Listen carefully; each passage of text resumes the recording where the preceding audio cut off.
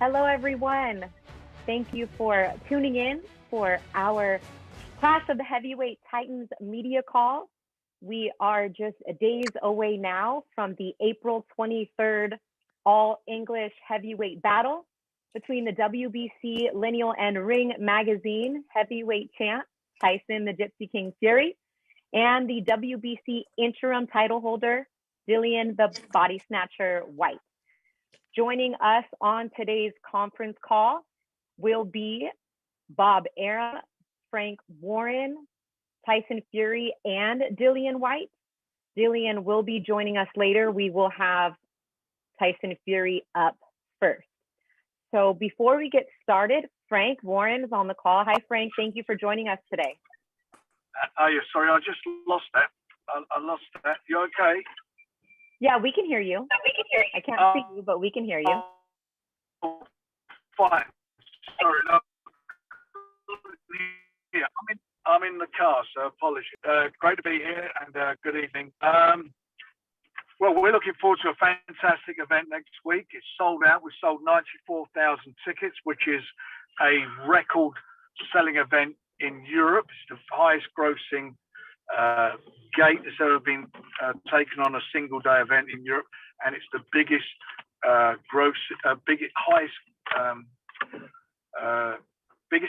biggest capacity ever in any boxing fight in Europe. So this is something extra special. We sold 85,000 tickets in 2.5 hours. There was 171,000 people in line on Ticketmaster to buy tickets, and there were 258,000 inquiries. So this is a real hot event here, and it's quite rightly so, because this can be a classic fight. A lot of people have been waiting to see Tyson back in this country. He's been out here for now, nearly just over 4 years. It's his homecoming fight. He's in with a really good quality operator who we all know in Dillian Whyte comes to fight, and he obviously fancies the job. I know earlier on he's been uncooperative, but I hope we've now managed to sort those issues out, and he will participate in helping the media and everybody leading up to the fight. But this is something really hot. It's a hot event, and I think it's going to be a classic fight. And as we all know, we're in the Tyson Fury camp, but I do believe we're going to see something epic and classic from Tyson Fury. And we're delighted we're delighted to be working with Top Rank on this, who've been fantastic. And Bob Arum and I go back a long time, so it's great to be sharing this event with my old friend. And Frank, as you mentioned, I mean, you're expecting over 94,000 at Wembley. And if you're not one of those over 90,000 lucky enough to get a ticket to join and watch the fight live, you can watch the fight on BT Sport box office in the UK. It is also going to be an afternoon pay-per-view here in the US on ESPN Plus pay-per-view. And it's also available on all major satellite and cable providers. So if you can't make it to the UK to watch the fight live, you can watch it on pay-per-view here in the States and BT Sport box office in the UK. Frank, quickly, I know you're in the car, but for those of us not in the UK, what's kind of the buzz been like as we're inching so much closer to April 23rd amongst, the fight fans community, et cetera? Well, everybody's eagerly anticipating to see the fight. And, I can't emphasize it enough. They're so, how can I put it? Everybody wants to see Tyson Fury back in the UK. Everyone else wants to see him in England. 23rd of April is St. George's Day. It's the English patron saint. So it's really appropriate that he's here, and that's going to be the flavour of the event anyway. And I can't tell you, wherever you go, all people are doing is talking about this fight, talking about Tyson Fury. He's transcended the sport, absolutely transcended it. And for me, I've not been quite as round as long as Bob, but I'm not far off of it. And for me, he's the most colourful heavyweight, the most, he is the most colourful heavyweight, the heavyweight that everybody buys into, the ones they like, the intelligent, smart, since Muhammad Ali. Most promotable heavyweight out there since then. He's a phenomenon. And as you said earlier on, lineal champion, undefeated, been involved in a trilogy in America of 3 epic fights, all different in every way. You've seen the best of everything. You've seen Tyson's defense, you've seen Tyson's great chin, and you've seen him on the front foot as a wrecking machine. You know, this is going to be, as I say, something special, and I know he wants to put an event on in front of his home fans. Well, Tyson, I think Frank pretty much just took my whole introduction for you. He ran down all your accolades and how extremely popular you are. So I'll just welcome you. And now, Tyson, so great to see you once again, albeit I'll via just Zoom. give you this fantastic smile as well, Christina. Thank you so much. And you know what? He talked about it. It's your homecoming. It's been years that you've fought here now in the U.S. and we've had a pleasure to see that ringside. But now you take all those belts and go back home. I know that means a little something, just a little something special for you, right? Absolutely amazing. I'm overwhelmed with the amount of support I've had in the last few years, and it was only fitting of me to come back home and give the British fight fans what they deserve.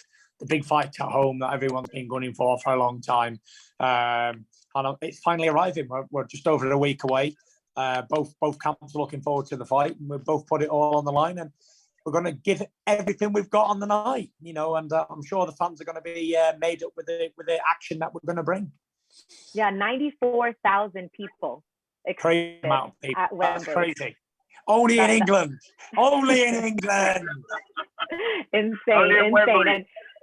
And what I've heard, Christina, is after this fight, they're going to make me the national patron saint of England. It's going to be St. Tyson instead of St. George. What are you going to say about that? You go in there and you take care of business. And I'll gladly take the post of the new patron saint of England. And with that, let me bring in Bob Arum. Bob, are you joining us? Are you here? Yeah. How are you? Hey, Tyson. Hey, Bob. How are you? Good. Getting ready to come over to your side of the water. Good.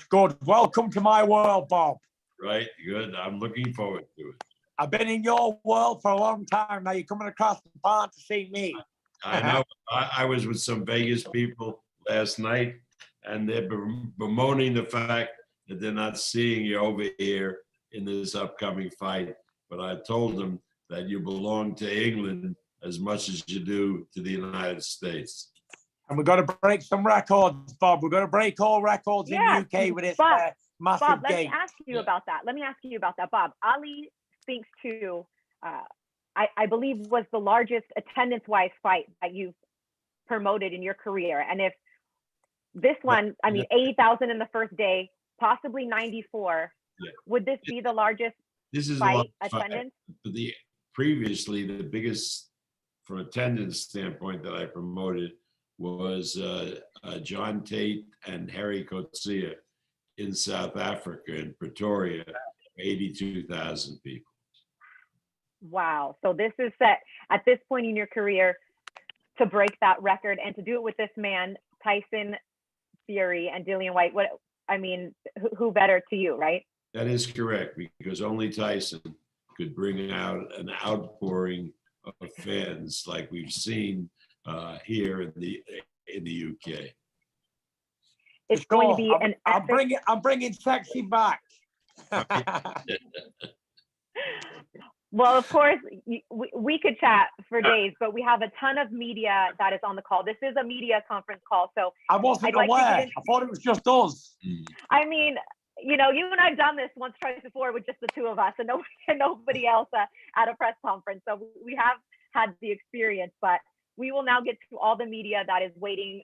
If you would like to ask a question to Frank, to Bob, to Tyson, and then, as I mentioned, Dillian Whyte will be joining us after on the call as well. Either raise your hand or message Evan Korn, and we will get you into the queue as we get prompted for our first question. We're going to go to Dan Rafael. Dan, your question and to who it's for? Hey, thank you very much, Christina.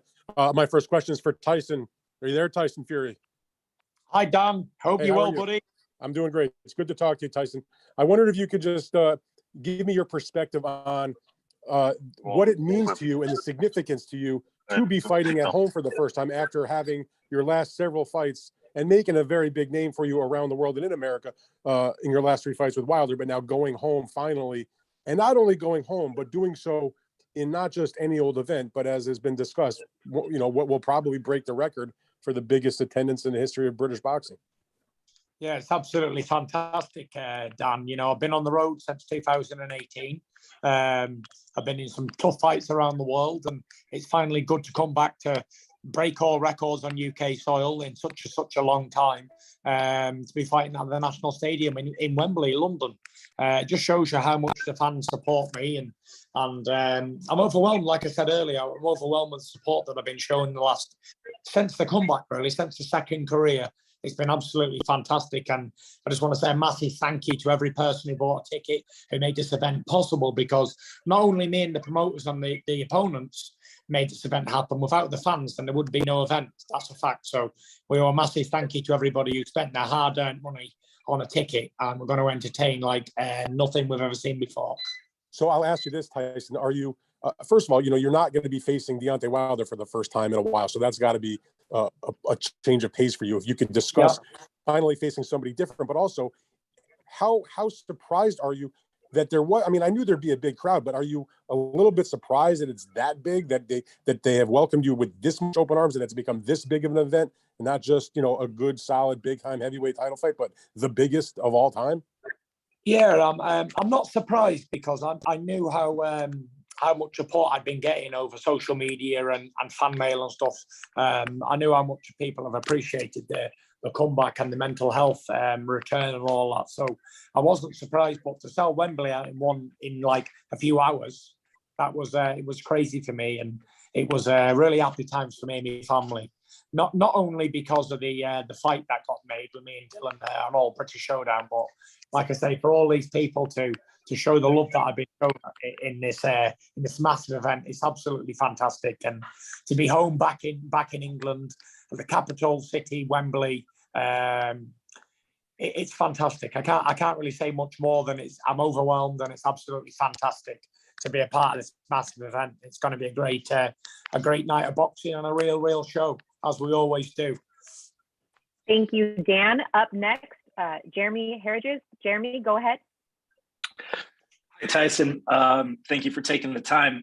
I know that you've talked about the possibility of retirement. Some people within your circle have said that's not true. Where are you in your mind with the idea of retirement at this moment? Well, to be honest with you, I'm only thinking about Dillian Whyte at this moment. I'm not thinking about retirement.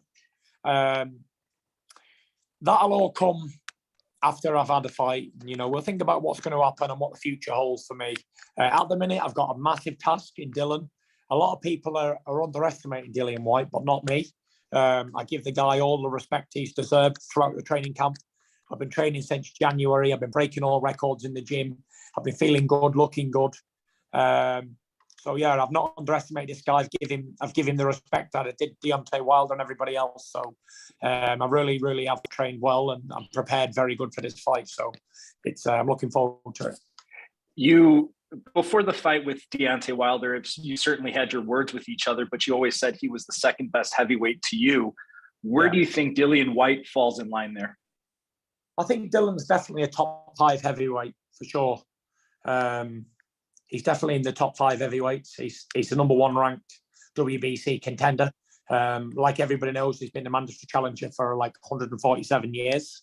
So yeah, he deserves his shot. He's getting his shot at the title, and that's it. There's not much more we can say. Dillian's definitely a top 5 heavyweight, and if he beats me, he'll be ranked number 1. So all to play for. Thank you so much, Jeremy. Andy's up next. Andy Purewell. Andy.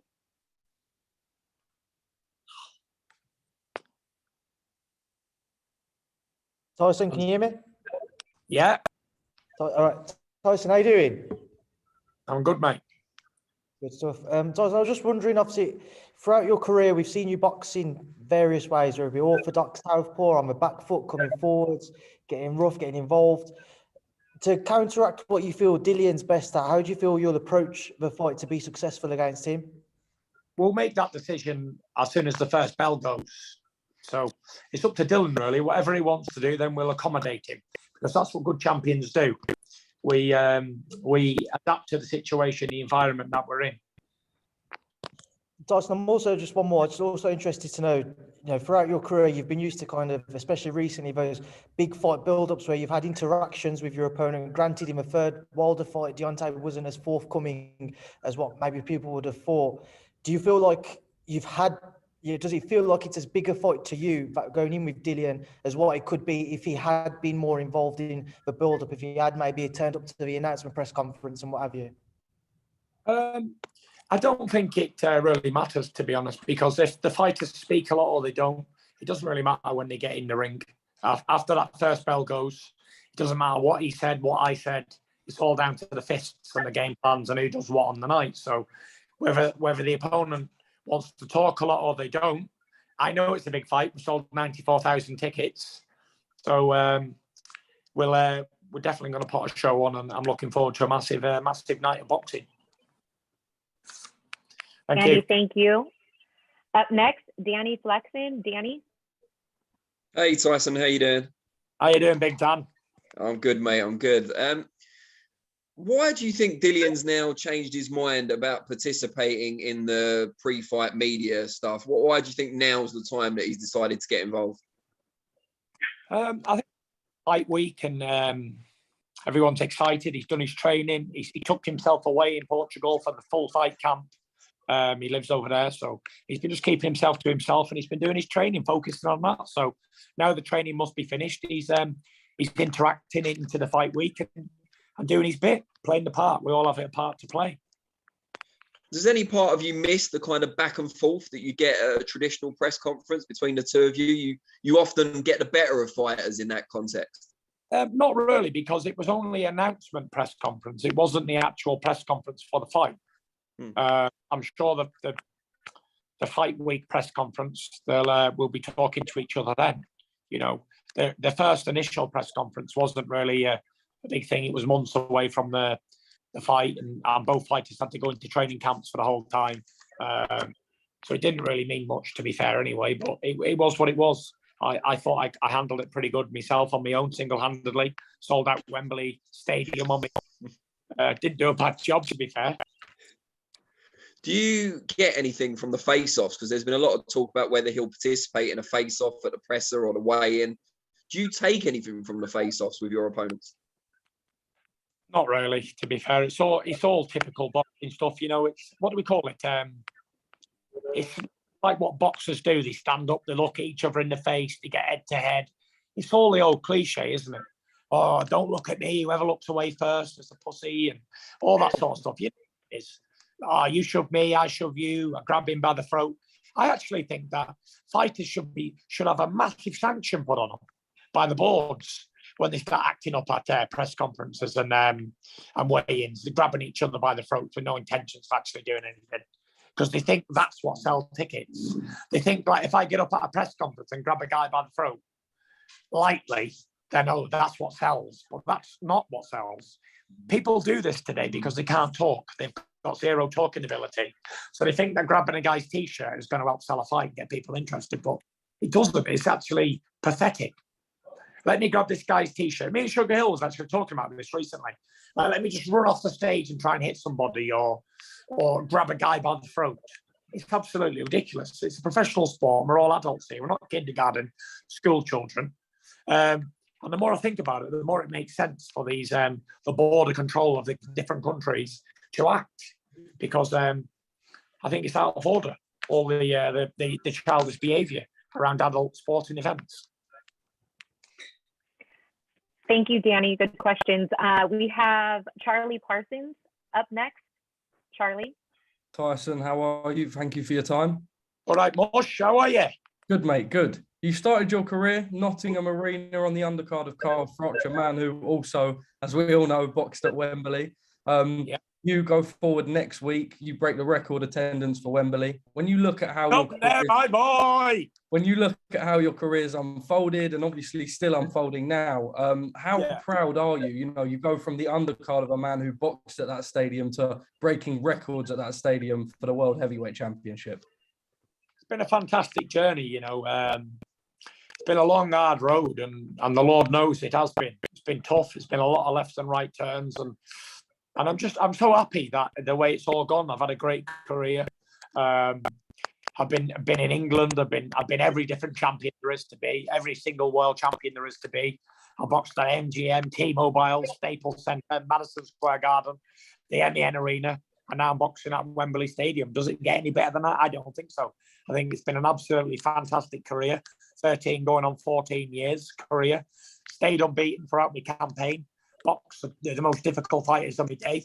And I just keep going, don't I? Just keep going. Just keep rolling on. And speaking of rolling on, I know we have nearly 100 media members on this call. We appreciate your patience. Again, you can raise your hand or message privately to Evan Korn to try to get your question in here with Tyson while we still have him. And again, stay on the call. When Tyson is done, we will bring in Dillian Whyte. Gareth, I guess I don't even need to say your last name. You're like Madonna, right? You just go by one name. Yeah, right. Just Gareth. I could see that. Hi, Russell. With the friggin' sunglasses. It's evening over there. It is evening, but it is sunny. Tyson, can I ask you, do you enjoy the distraction from this point onwards? And what is the biggest distraction for you in fight week as you're preparing mentally for, and again, a very important, maybe the most important fight of your career? Yeah, I enjoy the build-up to the fights. You know, it's show business, isn't it? This is what I was built for. I really do enjoy all the hard work's been done, training's been done, and I really enjoy the build-up to the fight, the big fight weekend. Everybody's excited. Everybody's got the jitters. Who's going to win? Can't wait. Are you watching it on Saturday night? All the lads around the pub, all the lads in the building. It's fantastic. I absolutely love all the press conferences, the head-to-heads. The whole fight week's amazing for me. It's always been an amazing experience. And I'm actually privileged to be a part of something that I'm good at and that I enjoy, the build-up to a massive fight. For me, it's not like, oh, I'm going to the guillotine and going to have a fight. It's like, damn, I'm going to be on TV. And it's just amazing. I'm really happy to be a part of getting paid for a job that I absolutely love to do. And I think when you're in that position in your life, if you get paid for something that you love to do, you probably do it for free anyway, then you're in a fantastic position. And it's been an amazing roller coaster journey, and I wouldn't change it. I wouldn't change it for the world. And Tyson, hand on heart now, when the bell rings Saturday night, St George's Day, Wembley Stadium, we're all there, 94,000 people, millions watching at home. When that bell rings in your mind, tell us what you're visualizing you do to Dillian Whyte.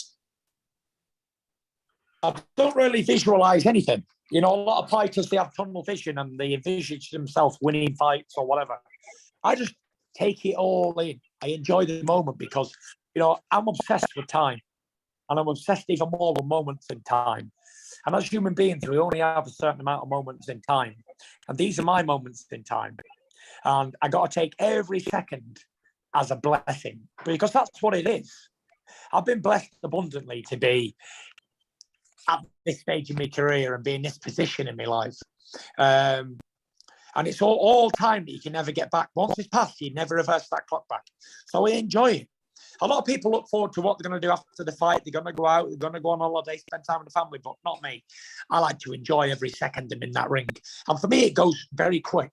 Even if it's a 12-round fight, it goes like 2 minutes. I wish that I would do a fight for like a full day long, like a full day of fighting. That would be more my style, and just enjoy it. Just enjoy getting punched and punching someone in the face. It's absolutely fantastic. And for people who know what I'm talking about, they'll understand what I'm talking about. But from the average person looking in the thing, that's something a lunatic would say. But, you know, I really enjoy it all. I enjoy the fight game, or else I still wouldn't be in it after all these years. I really do love it. And it's probably the only time I'm actually truly happy. I'm really happy when I'm in the boxing ring getting thumped in the face and you know, have to climb off the canvas, or a big dramatic finish, or a big dramatic something's happened in the fight. It's all very entertaining for me in my life, and I really look forward to it all. Many more questions. There's hundreds of people on the call, so I'll pass it over. Thank you very much. No problem. Take it easy, guys. Tyson, I'd be remiss if I didn't ask you. I mean, you finally get to prepare with Sugar for someone other than Deontay Wilder. I know he's been excited about preparing for somebody new and getting you ready, and then having a training camp too there in the UK as opposed to Vegas. Yeah, for sure. Sugar's really enjoying himself. He's had a fantastic time in this camp. He's in great shape. He's doing 100 press-ups a day. He really is enjoying it. We are enjoying it. You know, we are the dynamic duo. People know that. Our training camps are not grueling. They're not like doom and gloom. We're having laughs. We're dancing in the gym. We're singing songs. We're training in underwear. It's fantastic. You know, I don't think there's ever been a boxing duo like me and him who have more fun while in a serious training camp for the heavyweight championship of the world or any championship of the world. We really do enjoy ourselves. It shouldn't be doom and gloom. Like I say, you should enjoy your job to the utmost. And we really do. We really do enjoy ourselves, and we enjoy every moment because we know we're very blessed and lucky to be having this moment in time. And today is our time. So we enjoy it. And you've had some epic walkout moments here in the States. Do you have something already in mind, something special planned for Wembley on the 23rd? Yeah, we've got a special ring walk entrance planned, and it's going to be fantastic. It's going to be worthy of the Wembley Stadium, 94,000 fans. Any hints? Can't hint, but you don't have to tune in to find out. I tried, you guys. I tried. All right, TC Martin is up next. TC, you ready to go? Yes. Tyson, what's going on, buddy? Hey, buddy. Hey, so just to go on that point that you're talking about, how much you enjoy every aspect of the fight itself, the build-up, the training, and everything. And like everyone's talked about, we've been so used to you with the banter, and I know that you love hyping the fights, and you do like the mental part of it, you know, getting in your opponent's head. And not having Dillian Whyte there in front, you got to give us a little bit, my friend. What if Whyte was sitting right across from you right now? You were standing face to face. Give us what would you say to him? You know, you never know what you're going to say or react to somebody until you're in front of them. People talk a lot of stuff, good game. But when you're in front of a man, and you're looking in his eyes, and he can do anything to you at that moment, you really don't know what you do until you're faced with that situation. Now, I could just say I'd say this and say that, but in hindsight, I wouldn't really know until I was there in front of Dillian Whyte. Mm-hmm. And that's going to be this week or next week, rather. Right. So we'll find out. Your last few fights have been here in Vegas, and has your training regimen changed a little bit? Because we know before you would train some there, then you would come and train some here. Tell us what that's been like for the last 6 or 8 weeks. It's good. We always like to do different training methods. We've been playing a lot of golf for this fight. We've been doing a lot of driving the greens up on the golf course here in Lancashire, in Morecambe Bay, and I think that's really improved my right hand and putting the shoulder into the shot and really driving it through, driving that ball like 400 yards. It really does help, and we've been doing a lot of that. We practice a lot. We maybe shoot 150 to 200 balls a day as part of training. So we always do something a little bit different in every different camp. Yeah. Thank you, TC. Up next is Matt from Into Boxing. Matt? Hi, Tyson. Thanks for giving us some of your time. Hi, Matt. Are you into boxing? Definitely am, but I definitely am. I wanted to ask you, this is the first fight where you'll have your dad present there in the arena. How pleasing is that for you? Obviously, because you've had them trips away to Vegas and he's not been able to be there. How pleasing is it to have him there with you? Yeah, it's good that my dad can come to the fights, and I think my dad may be on the undercard as starting. So he might be too drunk to see the fight by the time he gets his first victory since the 90s. So he might be absolutely blinded by the time it comes around. But yeah, it's good to have my dad there, obviously. My dad's done the full camp with me this time. He's been in camp with me the whole time, watching over things and taking a few heart attacks in camp and all that sort of stuff. But yeah, it's been good. Overall, we've had a good, really good training camp, and I'm sure he's enjoyed it. And to be a part of it, where he's been a lot away for such a long time, out of the training camp. I think the last camp he was at was in 2018, when I boxed last year in the UK. So it's been a while since he's been to a training camp because I've had all the rest of the fights in America lately. So it's been good to have me down here. He's been a good asset to the camp, and he's kept everyone on the straight and narrow. And finally, last one from me. How big a role has faith played in your comeback since you've obviously come back from the mental health struggle? You know, your relationship with God, and obviously, how has that played a part, you know, throughout this journey? It's always played a massive part in me. Without faith, we have nothing. So I've had faith from the beginning that I'd be heavyweight champion of the world. I had faith when I was 400 pounds, 28 stone, that I'd regain heavyweight championship of the world. So my faith is unshakable, and I'm very, very, very strong with the faith. So it can never be taken away from me. You can take anything away from a man. You can take his money, you can take his fame, you can even take his freedom. But one thing you can never take is a man's faith until you kill him. So that's how she rolls. Thank you, Matt. A couple more here before we let Tyson go. Cole Whiston, excuse me, Cole. Hi guys, thank you from Boxing World Weekly. Good to speak to you, Tyson. Whyte is obviously a hard puncher, but you're no stranger to that. But do you think after the shots that Wilder landed in your trilogy that any man can keep you down? No, I think when you're blessed by God like me, it's hard to keep a man down like this. You know, people have been trying to put me down my whole life. When I was a little kid, 10-year-old, I weighed about 4 stone in weight. I don't know what that is in pounds. I was very light. I was skinny. And people would put me down then. People used to put me down in school because I was stupid. Didn't work. People put me down all my life because I was tall and lanky and fat. And then people put me down. He's slow, he's chinless, he's this, he's that. Then you go and win world championships and they still put you down. And then you have a mental breakdown and they put you down even worse. And then you balloon up to 400 pounds and they say, this man is finished. And then you come back from that and they started to put you down again and again and again. And the moral to the story is, life will always try and bring you down. But you should never, ever give in to it and keep fighting and keep battling on, because tomorrow's a new day and you never know what it's going to bring. And anyone out there who's suffering and they feel down in themselves, the word is, yes, you can. You can come back from anything and you can be well again. So there we have it. Never let anyone put you down in life, because you never know what you can achieve unless you try. That's awesome, Tyson. And my final question is actually for Frank. In your illustrious career and Tyson's illustrious career, where does this fight rank in excitement for a Fury fight?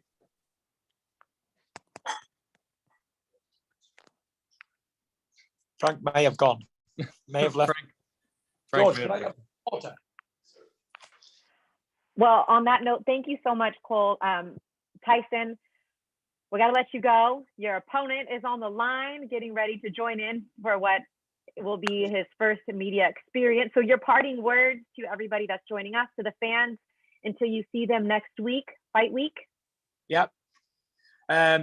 Fantastic, guys. Thank you for all the questions, and give Dillian Whyte all my love and kisses. Yeah, I'll wish him a happy belated birthday for you as well. No problem. Thank you, Tyson. Appreciate you. All the best. All the best, darling. Bye-bye. Bye. All right. Thank you, everybody, for patiently waiting. Evan just gave me word that Dillian is getting ready to get on the call now. So we will await him. Remember to either raise your hand or message to Evan Korn if you'd like to ask a question. And a reminder to all the media to remind everybody that the fight is available on a BT Sport box office in the UK, ESPN Plus pay-per-view in the US, and all major cable and satellite providers. And now I'd like to bring in the WBC interim title holder, Dillian the Body Snatcher Whyte. Dillian, thank you for joining us on this conference call. Hi, how are you? I'm good. Long time no see. I believe we were in Lincoln, Nebraska last time that I saw you. Many years ago. That's how long it's been. And you've come a long way since then. And you are finally getting this world title opportunity that you've been waiting for and the fans have been waiting for. So now that, you know, we're a little over a week away, could you put into words your feelings that you're finally getting that opportunity to fight for these world titles that you've been so patiently waiting for? I feel good. It's been a long time coming. We've worked hard. Obviously, we fight top fighters after top fighters and keep risking the position we was in. And even when it was mandatory, the fight didn't happen. We had to actually go for a legal process to get Tyson Fury to fight us. After saying that he would fight us when he beat Wilder, when he become champion, saying there's been multiple times when Tyson Fury was meant to fight. He said he'd fight me, and then for some reason, when he get in a position, he didn't fight me. So unfortunately, we had to push a legal angle, and we finally got it to fight me. And so now here we are. Here we are, and he told me to send you his regards and wishing you a happy belated birthday. Now that Very nice a few days away. Very nice of him. Me and Tyson was cool one time. It was yeah, you were former sparring partners. I mean, he. It wasn't even sparring partners. I got called into camp to help him train, not just for sparring. I got called into camp to help him train because the time he was training his uncle Peter, and Peter is a very intelligent man, and Peter knew that he needed to help and strong guys to bring him up to a certain level, and Peter did that. So it wasn't just sparring. I was in there for months, living with them and the gypsy campsite in Warrington, and for months training with him. Well, and now you will finally be a part of each other's legacy in the ring. We could chat for more, but we have a ton of media that's on the call that would like to ask you some questions. So I'm going to step aside now, and we're going to bring in Mike Coppinger for the first question for Dillian. Mike, go ahead. Hey, Dillian, great to see you again. Happy birthday. Look, I know you've been waiting a long, long time for your shot. I think it's well over 1,000 days. And I think you're clearly the most accomplished boxer in the sport that's never received a title shot. How good does it feel to finally be on the brink of this? It feels good, man. It feels great to, obviously we're a few days out, but a good training camp.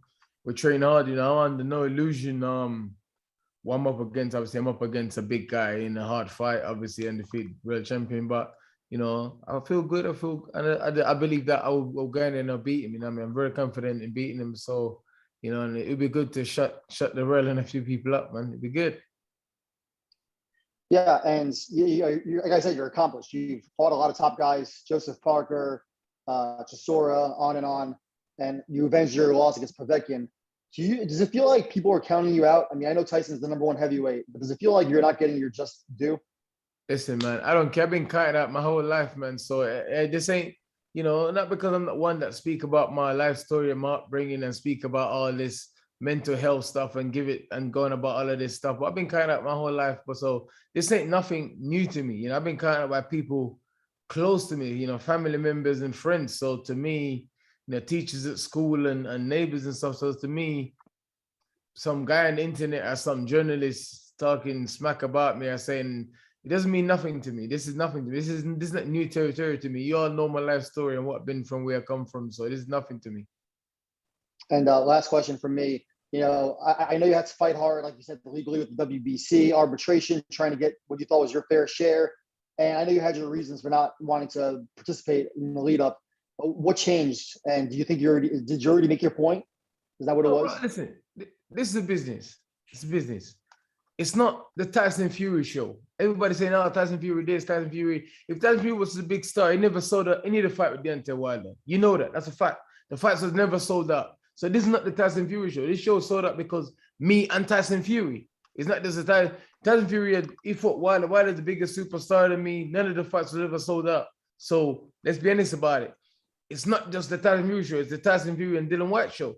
Obviously, at the end of the day, so it needs to be two. We're both in the fight together, so some things need to be done correctly. It's not just I don't dance to no one's tune. I'm a warrior. I'm a survivor, so I don't dance to no one's tune.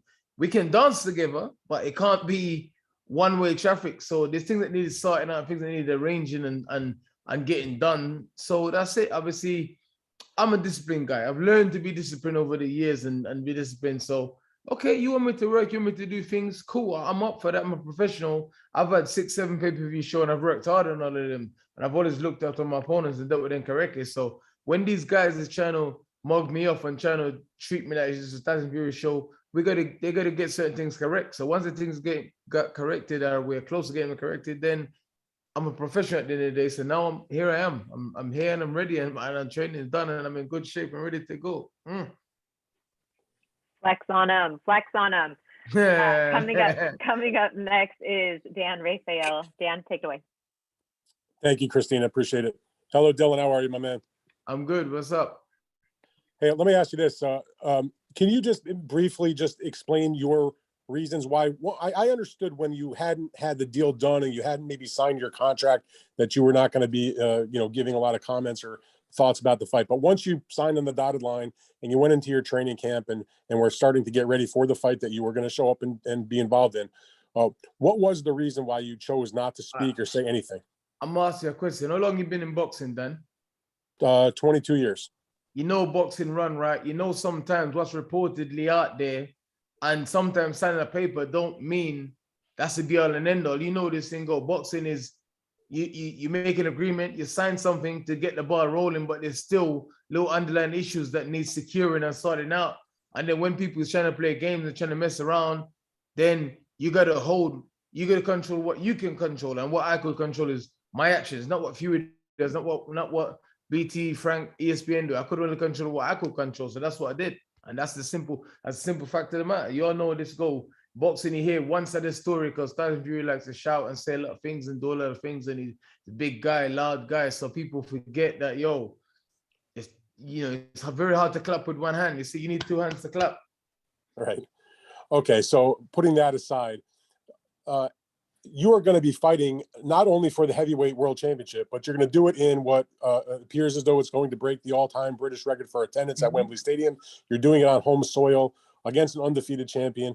Could you just express to me what it would mean to you to accomplish what you've been working for your entire career, to win the heavyweight championship, but do so under those very extraordinary circumstances?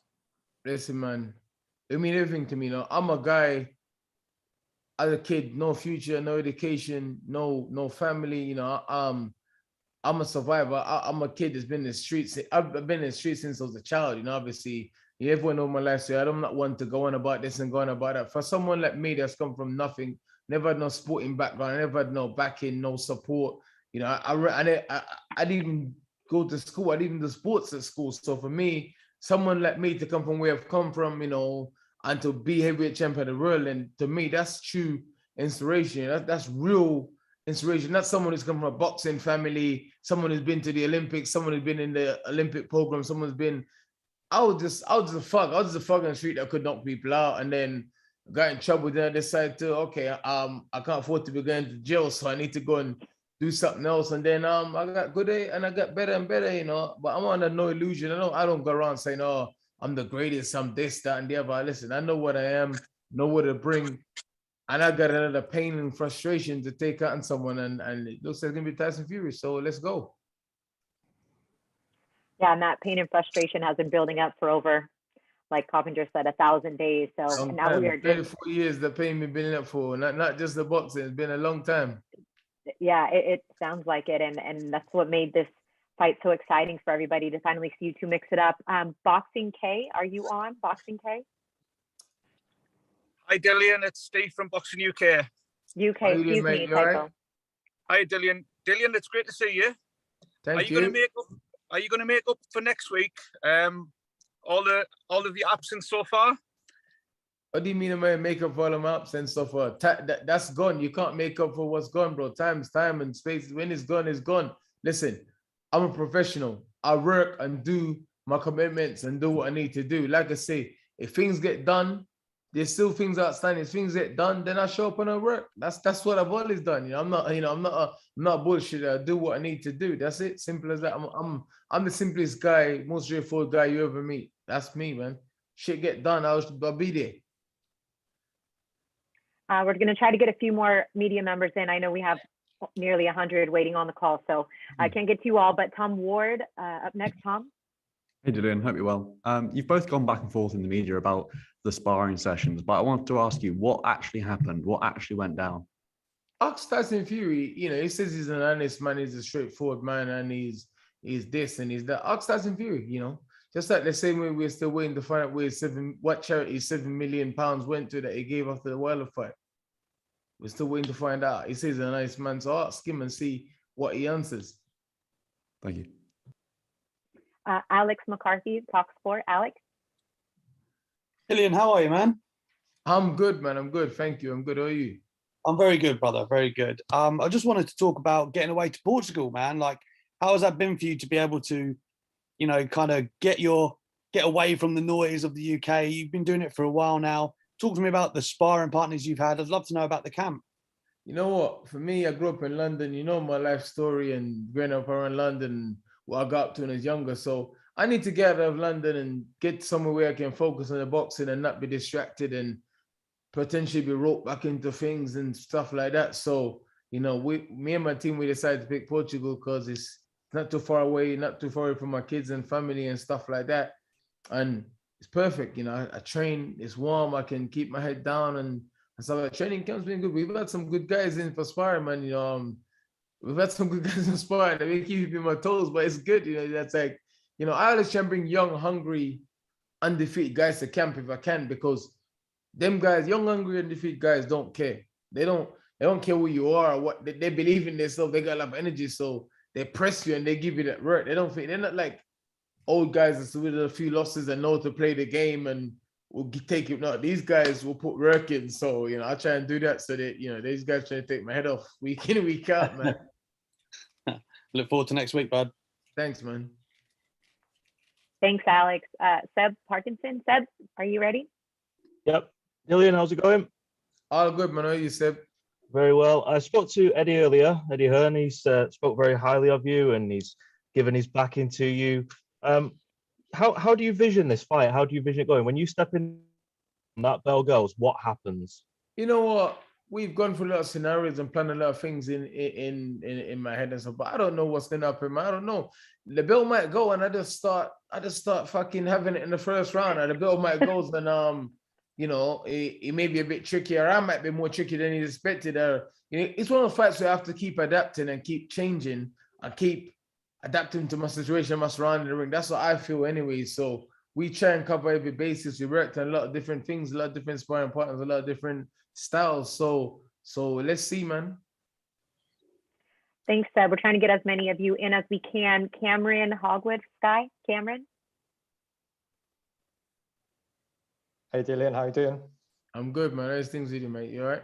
Good. Yeah, I'm good. Thank you. Thank you for your time. I just wanted to ask you, like someone alluded to earlier, this has been maybe a long time coming for you, something you've had to be very patient for and graft away for. Looking back over the past few years, how much do you think you've improved as a fighter? How much do you feel you have come along and developed as a fighter over the past few years? You know what?